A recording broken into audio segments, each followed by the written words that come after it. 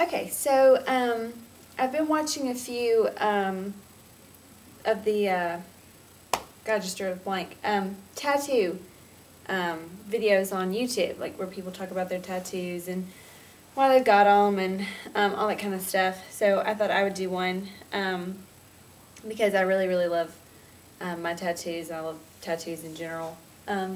Well done tattoos. But anyway, so I thought I would talk about mine. It's going to be kind of awkward to try to show you a couple of mine just because they're like on my feet and stuff, so I'll be like putting my feet up in the camera and stuff, so that could be awkward. But anyway, so bear with me.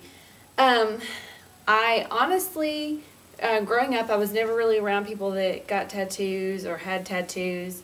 I think the first person I remember in my family getting a tattoo was my aunt, and she got one in honor of her infant son who passed away.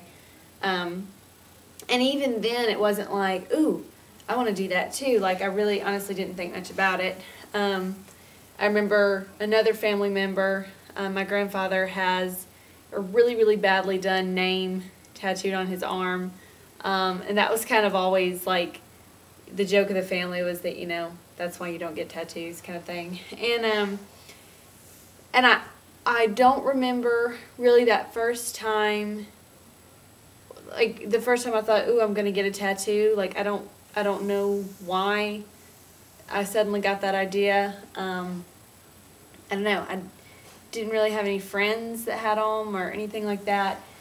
But it was, I guess, not too long after my daughter was born. I just kind of wanted something that would, not so much, commemorate her too, but more commemorate the time.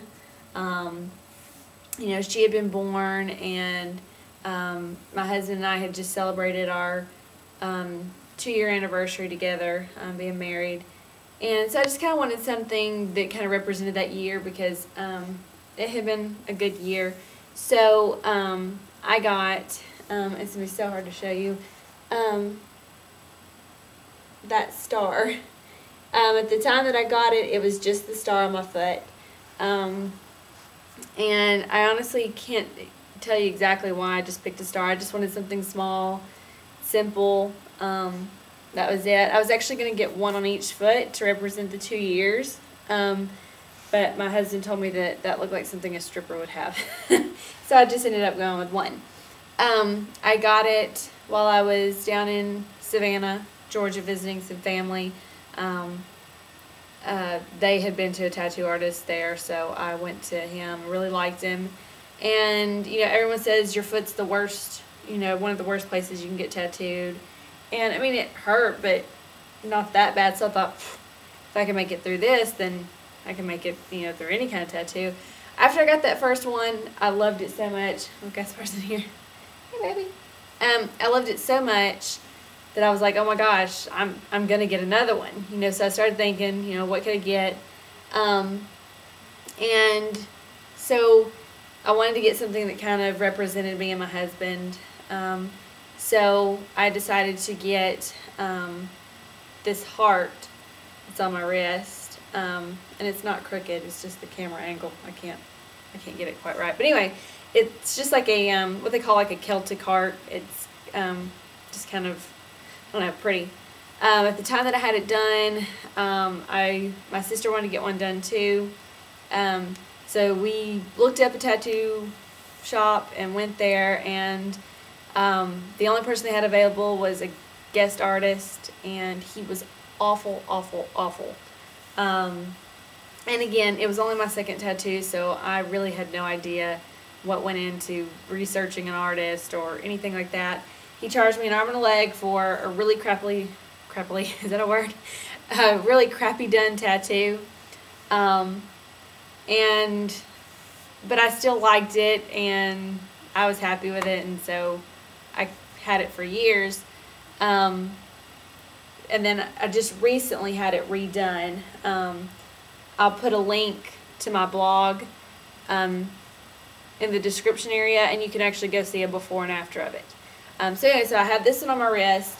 And then after that one, I guess right around, I'm trying to think what order I had them done. It starts to get confusing after a while. After that, I started, I had gained a good bit of weight after I had my daughter, and I started working out and losing weight and really starting to feel like I was kind of finding myself again. So I decided to get something that just sort of represented being feminine and, you know, finding yourself and that kind of thing. So at that time I had, like, I don't know, you can see it. It's like swirls and stuff on top. It just kind of, it goes like, you can see it goes the other side of my foot too. So it's just on top of my foot. But anyway, so I had those added. And at that point I was starting to kind of really realize how much I love tattoos and just what they could represent. And so after that, I waited a little while, and then I had a friend of mine wanted to get some done, or get one done in honor of her mom. And I knew I wanted to get my heart reworked, so I got that one. And then I got, let's see if I can show it to you. I'm so bad at this. I have an owl. There you go. You can see him. An owl on my foot. His name is Willard. But the owl just kind of represents wisdom. And I got it on my foot because, you know, I hope that I always walk in wisdom in my life. And it also kind of represented my grandmother, who passed away a couple years ago. She was a very wise woman, and like I said, the owl kind of represents wisdom, and so I got that kind of in honor of her, just as a reminder that, you know, I really wanted to live a wise life. So I got that one done, and my heart reworked at the same time. And at this point, I kind of found an artist that I liked nearby. He did a good job, and I was comfortable with him. So he did like all the stuff on my foot. He redid my heart. He did my owl. Then after my owl, I read the Hunger Games series, and I am a very, very avid reader. And every once in a while, you just find a story that you really, really connect to. And I loved the story. Thought it was absolutely amazing. Just the whole storyline. The main character, she's just really, really awesome. And it's so hard to explain unless you've read them and love them too. Otherwise, you're just going, it's a book, it's fake, you know. But anyway, it really I connected with the story and the love story within it. And so I decided to get one of the very last lines from the book series is between the main character and the guy that's in love with her. And it's hard to explain, but he says to her, you love me, real or not real. And she says to him, real, because they've been dealing with some, he's not sure what's reality and what's not.